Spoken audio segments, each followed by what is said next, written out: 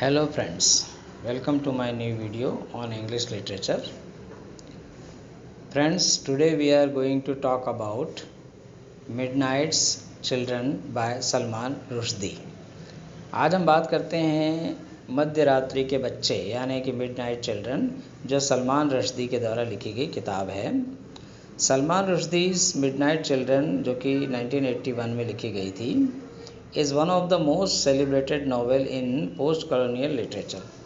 ये जो है एक पोस्ट कॉलोनियल लिटरेचर यानी कि आज़ादी के बाद के लिखे हुए अंग्रेजी साहित्य में एक बहुत सेलिब्रेटेड नॉवेल यानी बहुत जानी मानी उपन्यास है।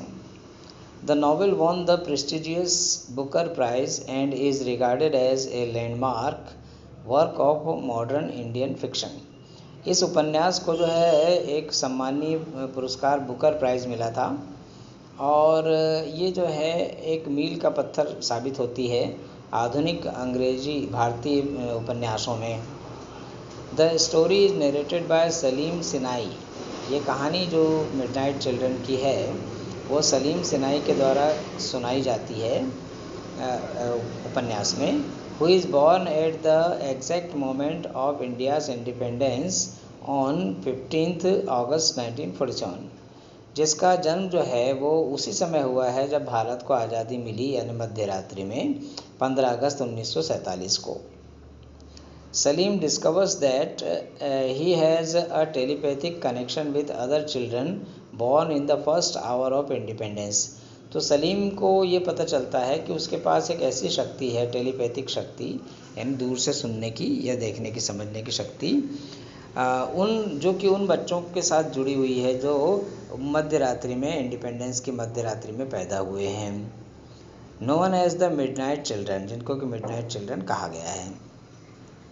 Through Saleem's life Rushdie interweaves personal history with political and social history of independent India.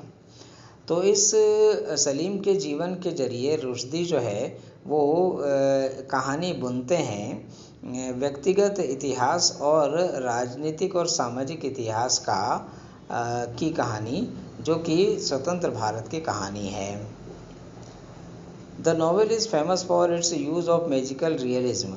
ये उपन्यास प्रसिद्ध है कि इसके अंदर मैजिकल रियलिज्म शब्द का प्रयोग किया गया है, यानी जादुई वास्तविकवाद। Blending fantasy with historical events, और इसमें ऐतिहासिक घटनाओं को जो है काल्पनिक तरीके से जो है मिक्स किया गया है। It explores themes such as national identity, memory, history, colonialism, partition and the relationship between individual lives and national destiny। अब इसके अंदर ये एक उपन्यास जो एक्सप्लोर करती है, मतलब बताती है, खोज करती है थीम यानी विचार को। कौन से विचार को? जैसे नेशनल आइडेंटिटी, राष्ट्रीय पहचान, मेमोरी, यादें, हिस्ट्री, इतिहास, और कॉलोनीवाद यानी अंग्रेज़ों का शासन, पार्टीशन, बंटवारा, भारत देश और पाकिस्तान जो बना, and the relationship between individual lifes, और व्यक्तिगत जीवन और राष्ट्रीय भाग्य के साथ जो है का क्या संबंध है, उस संबंध को दिखाती है। Rushdie challenges the idea of objective history by presenting event through Salim's subjective memories. तो रुश्दी जो है वो चुनौती देते हैं ऑब्जेक्टिव हिस्ट्री को, यानी जो लोगों ने देखी सुनी कहानियाँ हैं उस विचार को चुनौती देते हैं सलीम के सब्जेक्टिव मेमोरीज़ के द्वारा। यानी सलीम जो है अपने ऊपर बीती हुई जो घटनाएं बताता है, उस घटना के द्वारा जो है वो या उस जो सलीम देखता है आंतरिक रूप से, उसके द्वारा जो है सलमान रुश्दी ऑब्जेक्टिव हिस्ट्री को चुनौती देते हैं।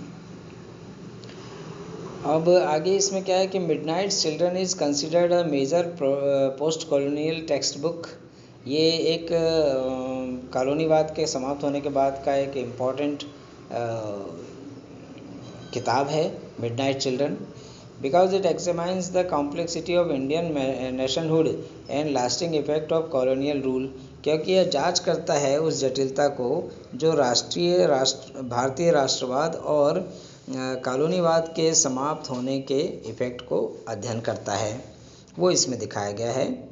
इट्स इनोवेटिव नैरेटिव स्टाइल, इसका जो इनोवेटिव मतलब खोजी और नैरेटिव स्टाइल है, कथात्मक शैली है, रिच सिंबलिज्म है और समृद्ध इसके अंदर संकेतवाद है, एंड हिस्टोरिकल स्कोप और ऐतिहासिक दायरा जो है, have made it a classic of contemporary English literature. उसकी वजह से ये समकालीन अंग्रेजी साहित्य में एक क्लासिक यानी एक श्रेष्ठ उपन्यास का दर्जा रखती है। तो इस तरह से मिडनाइट चिल्ड्रन के बारे में मैंने आपको एक इंट्रोडक्शन बताया मोटा मोटा। नेक्स्ट किसी वीडियो में हम जो है इस मिडनाइट चिल्ड्रन की कहानी को भी लेंगे कि इसके अंदर स्टोरी है क्या वास्तव में, थोड़ा सा डिटेल जो है हम लेंगे। So thank you friends for watching my videos. Please like share and comment this video. Please subscribe my channel if you have not subscribe yet. और ऐसे वीडियोस में लेकर आप लोगों से मैं उपस्थित होता रहता हूँ।